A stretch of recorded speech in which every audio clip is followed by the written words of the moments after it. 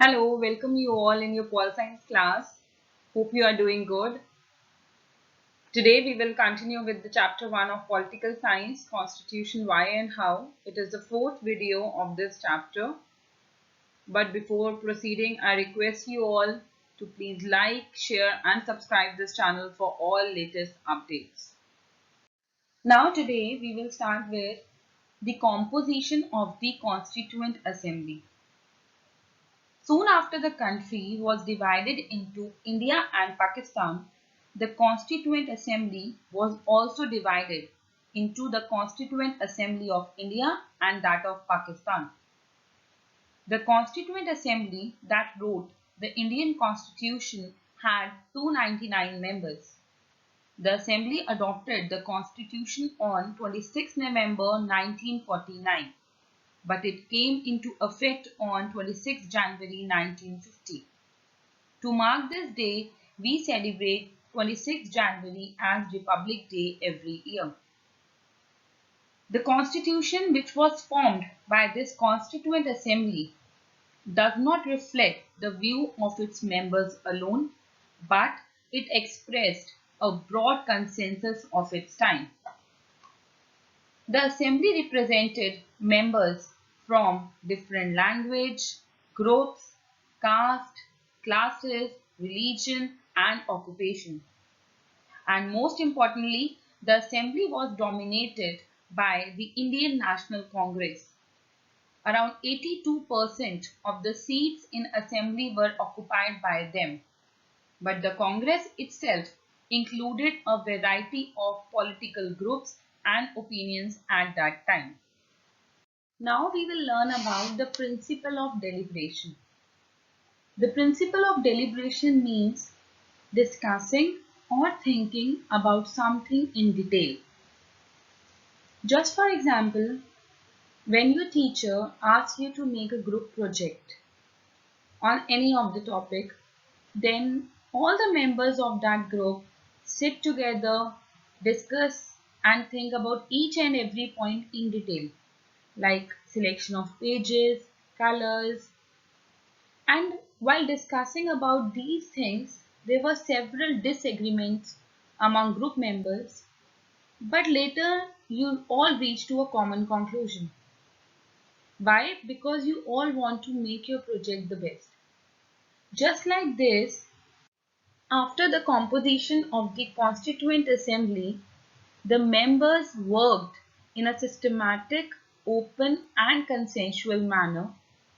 All the members were trying to frame the constitution which must be suitable to all the members and the citizens of India.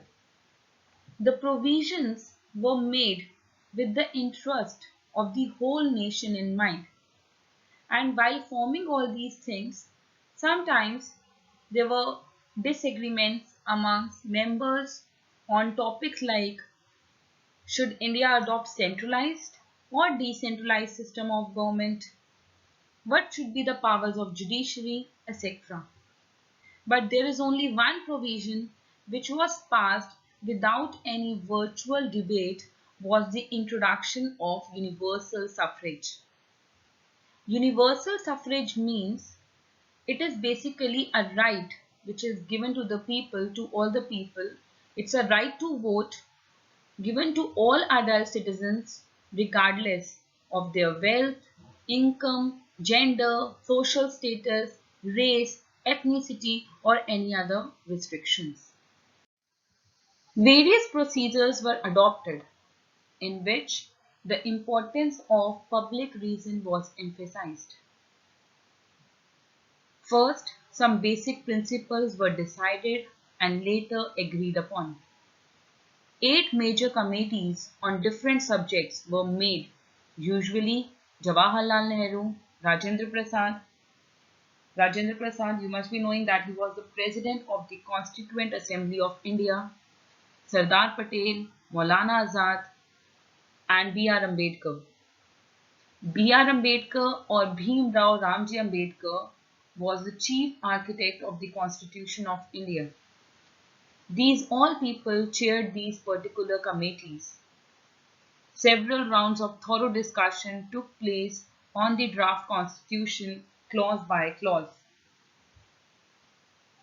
Every document presented and every word spoken in the Constituent Assembly has been recorded and preserved, and these are known as or called as Constituent Assembly debates, which later printed into 12 bulky volumes.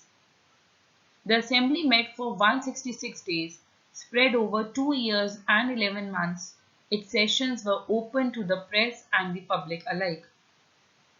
These debates provide the rationale behind every provision of the Constitution. These are used to interpret the meaning of the Constitution. Now we will learn about inheritance of the nationalist movement. Just remember that no constitution is simply a product of the assembly that produces it. It is not like that a group of people were thinking about the constitution and they made it. But it is much more than that. As we all know, Britishers were ruling India. India was a colony of the Britisher. There was a long struggle for freedom. People were having different various type of thoughts. They want to make their future safe. The thought which actually developed during the national movements paved a path in the making of a strong constitution of the country. And these values were incorporated in our constitution. In December 1946, Jawaharlal Nehru passed a resolution. It was an objective resolution which was passed by him, a kind of document in the Constituent Assembly, which actually included the aims and the objectives of the Constituent Assembly. That how are the things, what are the things they want in the Constitution, what are the aims, what are the objectives behind the forming of this particular Constitution. And in this particular debate, it included various expressions like equality, liberty, democracy, secularism, etc. All these values that inspired and guided the freedom struggle and were in turn nurtured by it formed the foundation for India's democracy. These values are embedded in the preamble of the Indian Constitution. In the end, this is your home task. Please do these 5 questions in your register. I hope you all have made your register. Thank you everyone. Have a nice day.